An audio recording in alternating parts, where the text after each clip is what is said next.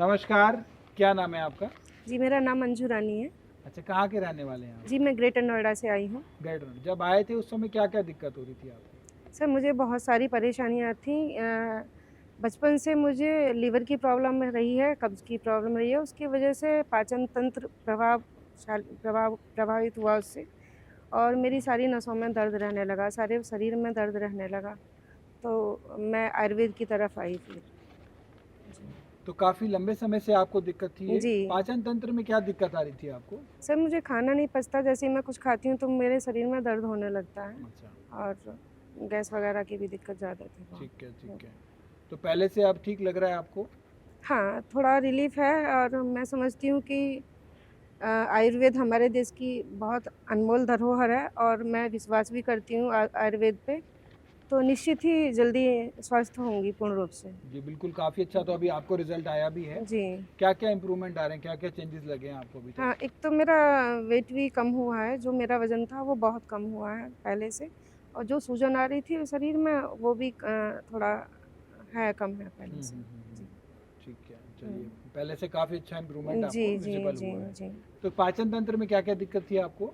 Sir, मुझे बचपन से ही दिक्कत थी पाचन तंत्र में, मेरा पेट साफ़ नहीं होता था, और स्वेलन रहती थी टमी में, और बॉडी पेन बचपन से ही रहा है, उसकी वजह से ब्लड नहीं बना है, कई बार गाँव की भाषा में उसको पीलिया और जॉन्डिस बोलते हैं जो, तो मुझे वो रहा है। उसकी वजह से अब अनेकों बीमारियों ने शरीर को घेर लिया था, लेकिन मैं आयुर्वेद की तरफ आई हूँ तो मुझे पूर्ण विश्वास है कि निश्चित ही मैं जल्दी ही पूर्ण रूप से स्वस्थ स्वस्थ हो हो जाऊँगी। जाएँगे। हाँ। बहुत अच्छी बात है जी। कि आपको पहले से काफ़ी अच्छे रिजल्ट्स विजिबल हुए हैं जी। और पहले से काफ़ी अच्छे चेंजेस आए हैं। उम्मीद करते हैं हुँ। आने वाले समय में आपको और अच्छे चेंजेस और रिजल्ट जी, नज़र जी, आएंगे। जी, ठीक है, जी। क्या संदेश देना चाहेंगे मरीजों को जो क्योंकि गंभीर समस्या है और ये बढ़ती चली जाती है? बिल्कुल, कोई भी समस्या है, उसका अगर पूर्ण रूप से आपको स्वस्थ होना है, तो आप आयुर्वेद की तरफ आइए, क्योंकि आयुर्वेद हमारे ऋषि-मुनियों की देन है, हमारे भारत की सांस्कृतिक चिकित्सा जो है, ये बहुत अनमोल धरोहर है, और मैंने 5-7 साल से एलोपैथी बिल्कुल प्रयोग नहीं की है।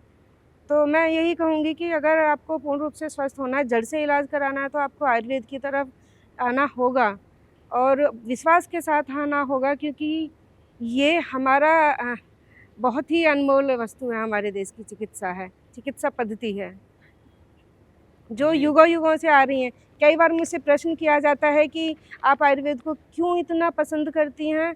तो मेरा जवाब रहता है, और कहते हैं कि आयुर्वेद है क्या घास-फूस है? मेरा जवाब रहता है कि जो अब चिकित्सा पद्धतियाँ आई हैं, मैं किसी का विरोध नहीं कर रही हूँ, लेकिन मैं कहती हूँ कि जो अब चिकित्सा पद्धतियाँ आई हैं, वो 200-400 साल पुरानी है, लेकिन आयुर्वेद युगों-युगों से है।